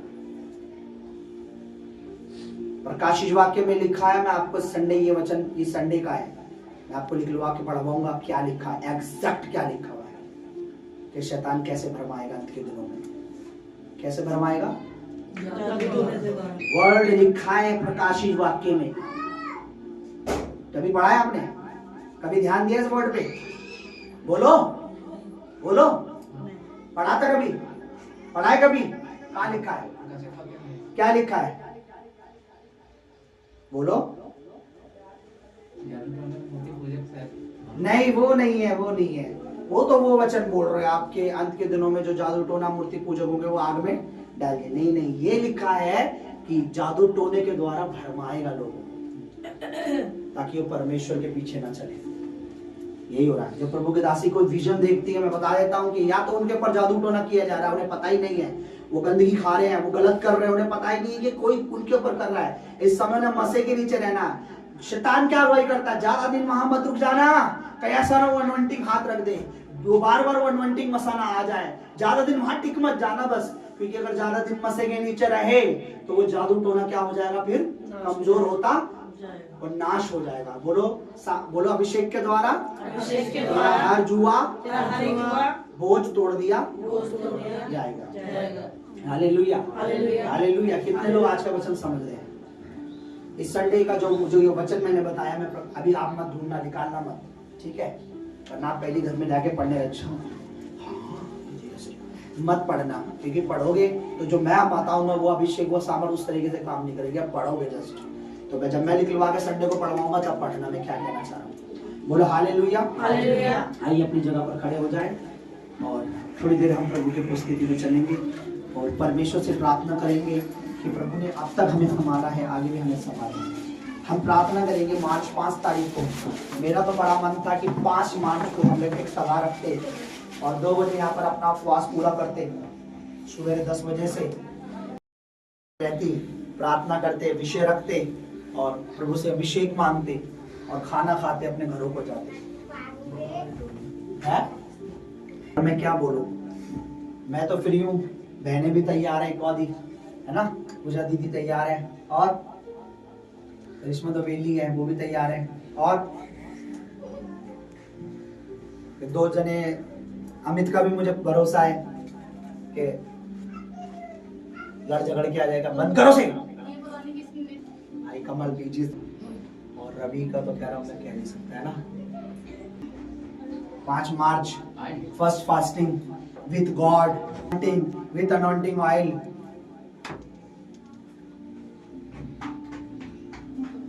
चल तेरे से कोई नहीं पूछ रहा, आंखें बंद करो, क्योंकि पूछ के भी तो नहीं आता।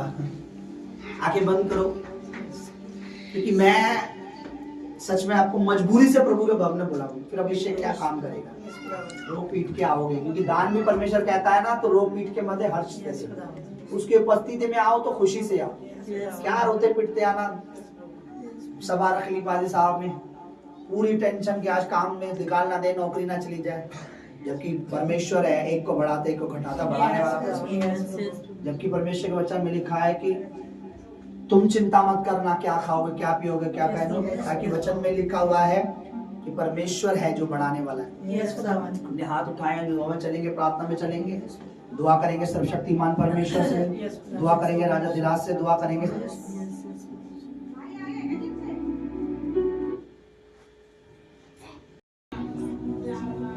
सब लोग परमेश्वर का ग्रेस मांगेंगे।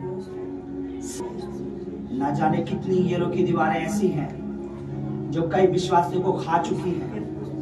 कई ऐसी येरो की दीवारें हैं जो आज कितने विश्वासियों के शरीरों में बीमारियों के रूप में खड़ी हैं, दुष्ट आत्माओं के रूप में खड़ी हैं, लेकिन विश्वासियों ने प्रभु के पवित्र आत्मा का आदर नहीं किया, व्यभिचार को नहीं छोड़ा, कुकर्म को नहीं छोड़ा, प्रभु को धोखा दिया है, निरादर किया, घमंडी हो गए, छोड़ दिया है, अनॉइंटिंग को छोड़ दिया, अभिषेक को, मसे को, सामर्थ को। इसलिए आज बहुत सी दिक्कतें उनके जीवनों में चालू हो रही है। बहुत सी दिक्कतें मैंने देखा है कई विश्वासियों के जीवनों में। पर उन्हें क्या करना चाहिए था? प्रभु ने कहा तेरे आगे आगे चलने वाला तेरा परमेश्वर यहोवा है। तो उन्हें क्या करना चाहिए था कि आगे आगे चलने वाले परमेश्वर पर विश्वास रखना चाहिए था, ताकि वो जहां भी जाते आगे आगे जो चीजें उन्हें प्रॉब्लम देने वाली है, भविष्य में आगे जो चीजें प्रॉब्लम देने वाली है, आने वाले समय में वो जो चीजें प्रॉब्लम देने वाली है, परमेश्वर आगे चल के उन चीजों को पहले से ही नाश कर देगा। आमीन। क्योंकि आज अगर कोई प्रॉब्लम नहीं नजर आ रही तो इसका मतलब नहीं आने वाले जीवन में, आने वाले टाइम में, आने वाले समय में शैतान कुछ नहीं करेगा।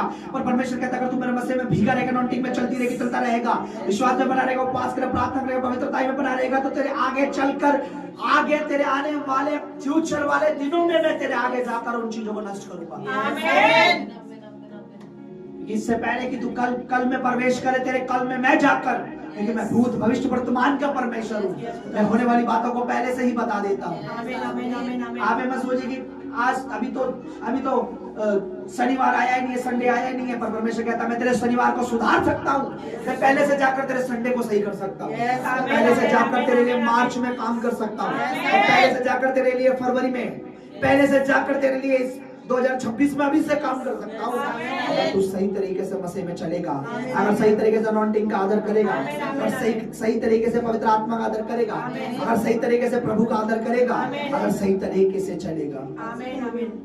मैंने क्या बोला, कई लोगों ने 2023 में चर्च को छोड़ा, 23 में कुछ नहीं हुआ, लेकिन 24 में रो रहे हैं। कई लोगों ने 2022 में चर्च को छोड़ा, 22 में कुछ नहीं हुआ, लेकिन मैंने उन्हें 23 में मरते हुए देखा, 23 में बीमारियों में रोते हुए देखा, 23 में फिर से वही प्रॉब्लम आने लगी। मैं क्या कह रहा हूँ, भ्रम में मत आना, शैतान के भ्रम में मत आना। हवा ने एक बार उसे विश्वास करके देखा, उसने परमेश्वर से कहा, परमेश्वर मुझे शैतान ने धोखा दिया है। प्रभु ने कहा, तूने उसमें विश्वास करा ही क्यों? विश्वास तो मुझ पर करना था, फेथ तो मुझ पर करना था, अगुवाई तो मेरी माननी थी, सिधाई तो मेरे साथ दिखानी थी। मैं ही तेरे संग भला करता, मैं तुझे धोखा देने वाला नहीं।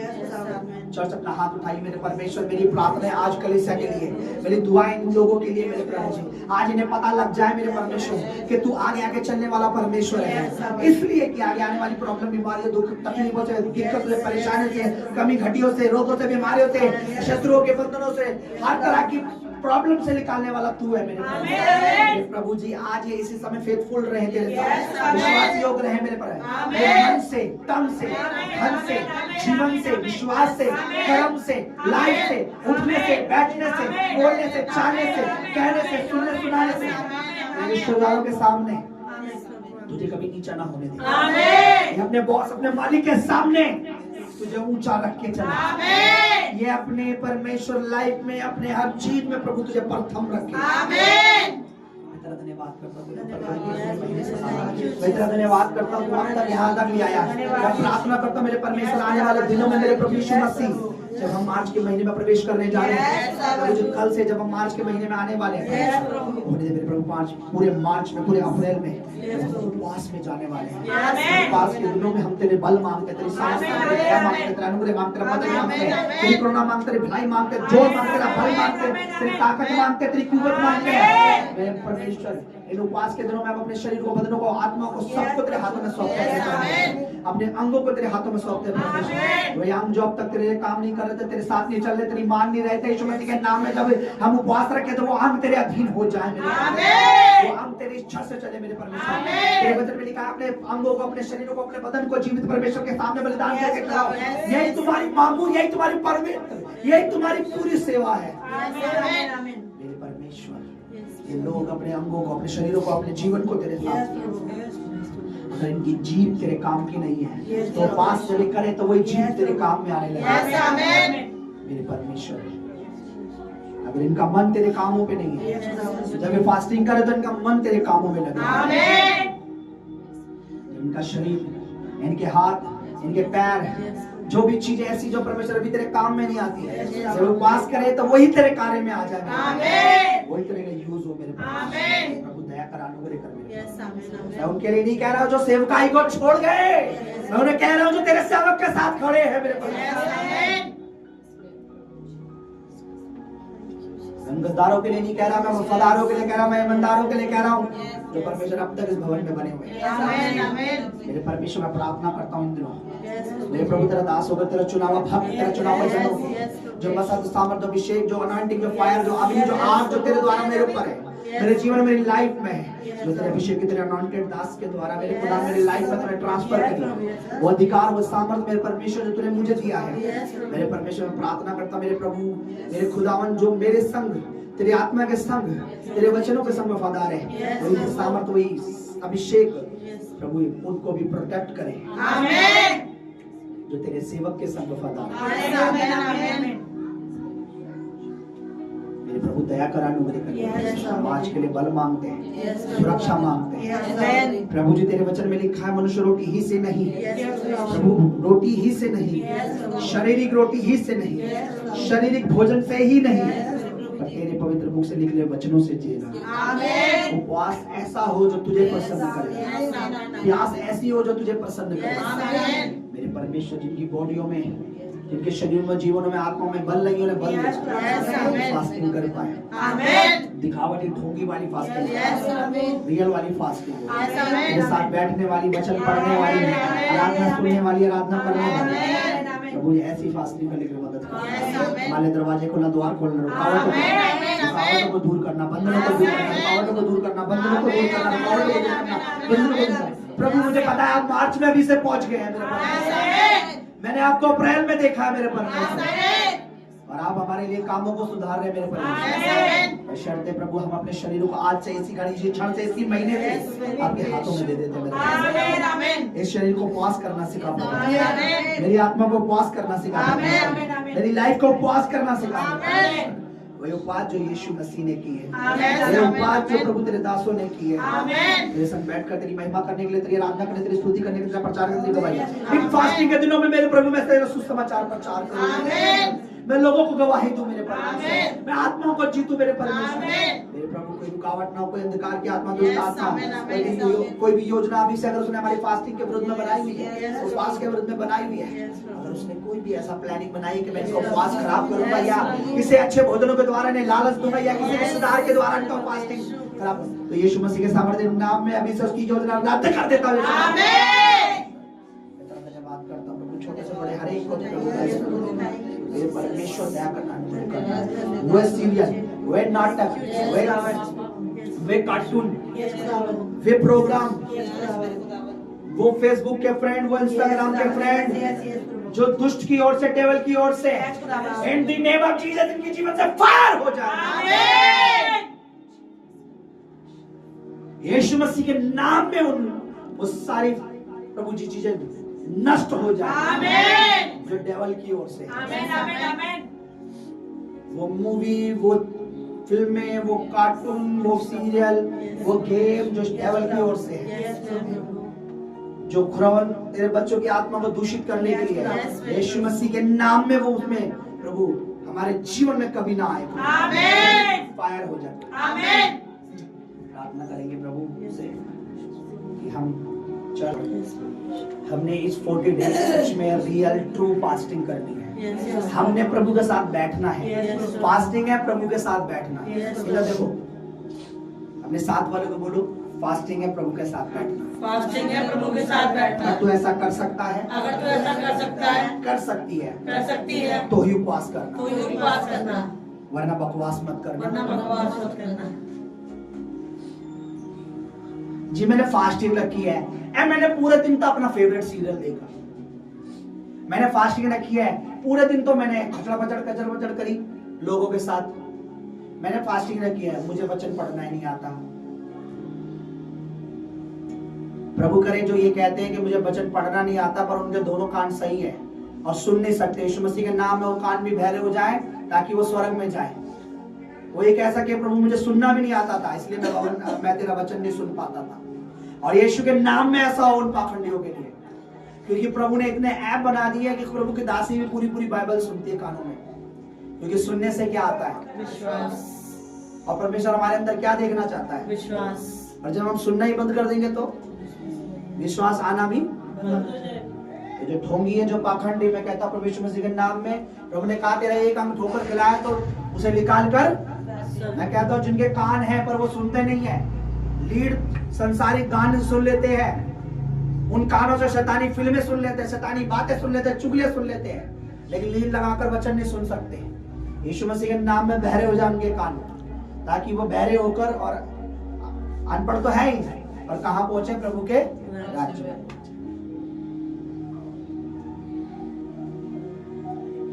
आप बोलो आमीन। नहीं बोलोगे आमीन? चतुर हो गए तुम लोग, समझदार हो गए।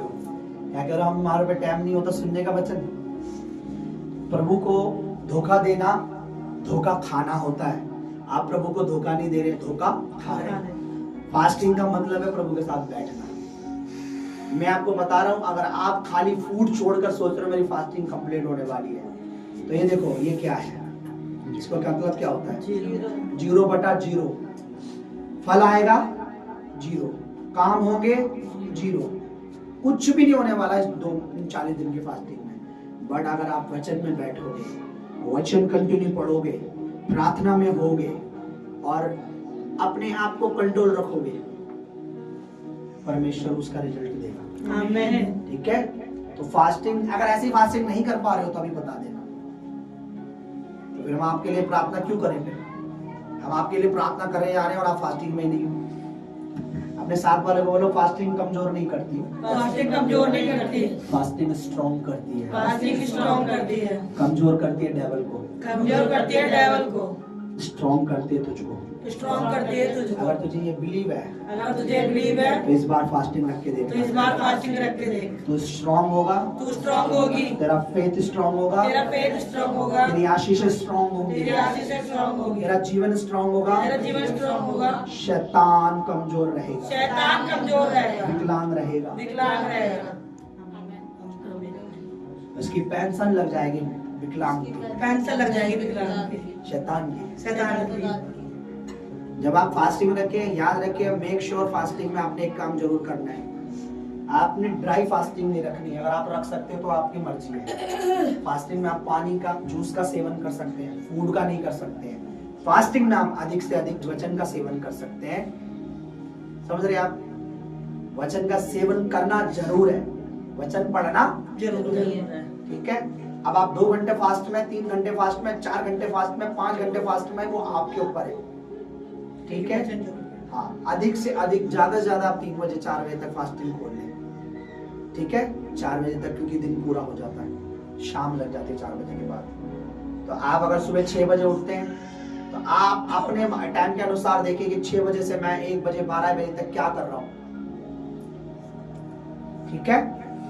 अगर आपको ऐसा लगता है कि मेरे लिए सुबह सुबह वचन पढ़ना उतना मैं नहीं पढ़ पाता, तो आप सॉन्ग लगाएं, अपने कानों में प्रभु के गीत सुने। और आपको अगर लगता है रात में मुझे समय मिलेगा तो आप रात को वचन जरूर पढ़ें। सबको बुक मिलेगी, सबको वचन मिलेगा, सब सेम पढ़ेंगे जैसे हर साल करते हैं हम लोग, सेम रीडिंग करेंगे। आप रात में जरूर बैठे प्रभु के साथ। पर ये नहीं कि पूरे दिन आपने अपने पूरी काम को, मुझ पे टाइम नहीं था। मैं उनकी बात कर रहा हूँ जो सुबह सुबह जॉब पे जाते हैं, उनकी नहीं जो घर में रहते हैं, उनके कितने भी काम ऊपर, वो अपने काम को करें पर वचन जरूर पढ़ें। ठीक है, वचन जरूर पढ़ना। ठीक है। मैं प्रार्थना करता हूँ, अपने हाथ उठाएं। मेरे परमेश्वर, मैं प्रार्थना करता हूँ तेरे बच्चों के लिए, मैं प्रार्थना करता हूँ अपने लिए, मैं प्रार्थना करता हूँ तेरी दासी के लिए, मैं प्रार्थना करता हूँ तेरे बच्चों के लिए जो जॉब है। मेरे प्रभु, हम ट्रू फास्टिंग करना चाहते हैं। फास्ट का मतलब अपने आप को दीन करना, तेरी हजूरी में बैठना। जिस तरीके से यीशु मसीह 40 दिन तक प्रभु आपकी उपस्थिति में बैठे बिना, मेरे पिता, शैतान हमारी कितनी भी परीक्षा करने की सोचे, और अब हर परीक्षा में हमें पास करना, शरीर में, आत्मा में, प्राण में, मेरे करना। और हमारी सहायता आपके दूत करें इस पास। हम आपके एंजल मांगते हैं, उपवास के दिनों में हम आपके दूत मांगते हैं, उपवास में बैठ पाए, प्रार्थना कर पाए, वचन पढ़े। हर एक को जिसको जो वचन दिया जाए ईमानदारी से, सिधाई से उपवास के दिनों में वचन पढ़ने पाए। प्रभु, चाहे इसके लिए हमें कोई भी कुर्बानी क्यों ना देनी, हमें कोई भी कुर्बानी क्यों ना देनी पड़े, हमें अपने फेवरेट सीरियल क्यों ना छोड़ने पड़े, तो हमारी मदद करना, उपवास के दिनों में तेरे भवन में भी संगति करना। मेरे प्रभु, धन्यवाद करता हूँ संडे की सभा के लिए। संडे तेरे पवित्र भोज में हमें बैठना। प्रभु जी, नया महीना है और महीने के मार्च की शुरुआत तेरे पवित्र बदन, तेरे लहू से तुझे स्मरण करके हम परमेश्वर अपने जीवन की, अपने मंथ की शुरुआत करना चाहते हैं उपवास में, और तू हमारी मदद करना प्रभु, बोझ ले सके। तू अपनी आत्मा के द्वारा में प्रभु बोझ देना। मेरे दूत यहाँ मौजूद, अच्छी आराधना, अच्छा वचन, अच्छा मौसम देना, हमारे आने में सुरक्षा देना। और मेरे प्रभु, जितने लोग अब आए उनको सुरक्षित घर पहुंचा। तेरा धन्यवाद करता तू है मेरे परमेश्वर। मैं इस दिल्ली को तेरे हाथों में सौंपता हूं। जो भी मेरे परमेश्वर ने हमारे सीएम बने हैं, तेरे लोगों के फेवर में हो, तेरे लोगों के अगेंस्ट ना हो, ताकि हम सिधाई से, सच्चाई से तेरे काम करें। जैसे और देश के और हिस्सों में प्रभु जी धर्म परिवर्तन का झूठा ढोंग चल रहा है, वो ढोंग यीशु मसीह के नाम में यहाँ ना चले, वो बातें यहाँ ना चले, वो काम जिस सीएम को मेरे प्रभु, जिन लोगों को वोट देकर हम जिताया प्रभु, जिस काम के वादे उन्होंने किए, जो कार्य दिल्ली में करने के लिए करे, जो कार्य तेरी जनता तेरे लोगों के लिए वो कार्य करने पाए। मेरे परमेश्वर आप दया कर, सबको तेरे हाथ में सौंपता हूं, अपने देश को, देश के सारे अधिकारियों को, इस पूरी कलीसिया को, हमारे फाइनेंस को हमारी जरूरत है प्रभु। तूने अब तक सामान आगे ले, हम सबको अपने लोगों में सुरक्षा, हम सबको सिधाई से सच्चाई। मुझे पता है मेरे परमेश्वर, दीवार कितनी बड़ी है, कितनी चौड़ी है, कोई मायने नहीं रखता। मायने ये है कि आप तेरी भक्ति करते रहे, मार्गों में चलते रहे, तेरी सेवा करते रहे। धन्यवाद पिता, सारा आदर सारी महिमा आपको देता हूँ। ये प्रार्थना, ये विनती आपके चरणों में रखता हूँ, तेरा पवित्र दास होकर प्रार्थना करता पिता, बस यीशु के नाम में सुन और दया से ग्रहण कर। आमीन। कंजूसी का आत्मा यीशु मसीह के नाम में आपके जीवन से चला जाए।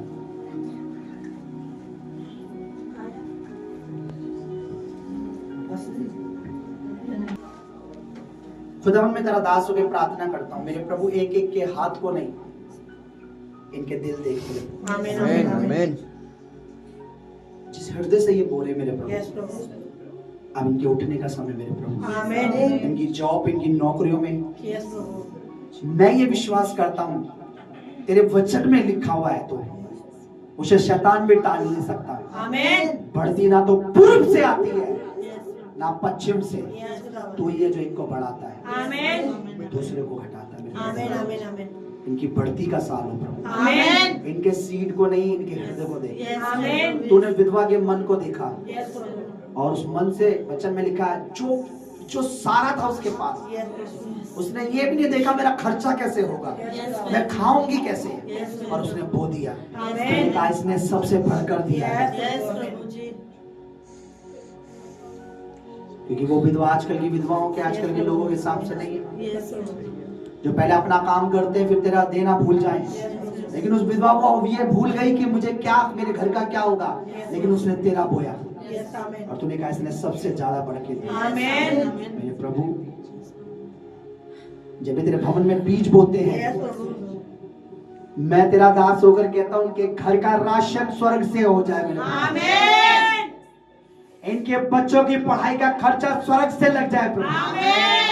गवर्नमेंट तो बोलेगी 2100-2500 देने, वो भूल भी जा सकती है, वो ना भी दे, और मैं स्वर्ग के परमेश्वर से मांगता हूँ इनके घर के, इनके परिवार के, इनकी EMI, इनके सोने चांदी फ्री हो जाए यीशु मसीह के नाम, इनकी पूर्ति हो यीशु मसीह के नाम, इनकी पूर्ति हो यीशु मसीह के नाम, इनके लिए नए डोर ओपन हो यीशु मसीह, ये फाइनेंशियली स्ट्रांग हो यीशु मसीह। मैं ब्लेस करता हूँ इन्हें फाइनेंशियली, ब्लेस करता हूँ फाइनेंशियली, मैं यीशु मसीह नासरी के पवित्र नाम में इनको फाइनेंशियली ब्लेस करता हूँ यीशु के नाम में, आमीन। उस वचन को प्रभु जी इनके हृदय में, इनके मन में, इनके जीवन में प्रभु मसीह यीशु के नाम में छप जाए वो वचन। इब्लिस उन वचनों को इनके जीवनों से चुराने न पाए मेरे धन्यवाद करते प्रभु, तूने अपने दास के द्वारा अपने वचनों को दिया, उसके लिए तेरा धन्यवाद प्रभु जी। तेरा थैंक्स करते प्रभु, तूने अपने दास के द्वारा बात करी, उसके लिए तेरा धन्यवाद। तेरा धन्यवाद करते प्रभु, तूने अब तक हमें संभाला प्रभु, उसके लिए तेरा धन्यवाद करते प्रभु। सच में प्रभु जय जयकार करते हुए परमेश्वर हम तेरा धन्यवाद करते हैं प्रभु जी, अपने हाथों को प्रभु तेरे स्वर्ग की ओर उठाते हुए परमेश्वर, और सच में प्रभु हम जोर से प्रभु जी यीशु मसीह के सामर्थ्य नाम में हम, यीशु मसीह के नाम में हम hallelujah hallelujah hallelujah hallelujah hallelujah hallelujah. सच में प्रभु हम आपका धन्यवाद करते प्रभु, तेरा थैंक्स करते प्रभु, तूने हमारी हर एक दुआओं को सुना प्रभु, तूने हमारी हर एक प्रार्थना के ऊपर प्रभु हाँ और आमीन में प्रभु उत्तर दिया प्रभु। तेरा धन्यवाद करते इस प्रार्थना को, इस विनती का उद्धार करता यीशु मसीह के सामर्थ्य और पवित्र नाम में सब मांगते पिता, सुन और दया से ग्रहण कर, आमीन।